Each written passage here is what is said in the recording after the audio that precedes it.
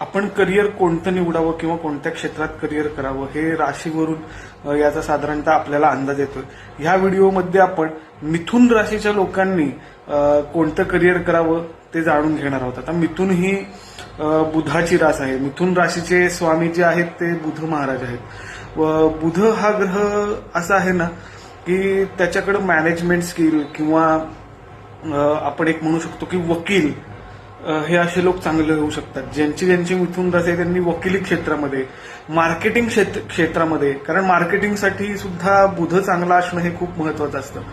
तर मार्केटिंग क्षेत्रामध्ये तुम्ही काम करू शकता. सेल्समन, जिथं जिथं लोकांना पटवून द्यायची कामं करायची आहेत ना, कारण मिथुन राशीचे लोक असे आहेत ना की ते समोरच्या व्यक्तीला आपण म्हणतो ना की पटकन आपल्या बाजूने वळून घेतात. आपले विचार त्यांना पटकन पटवून सांगत असतात.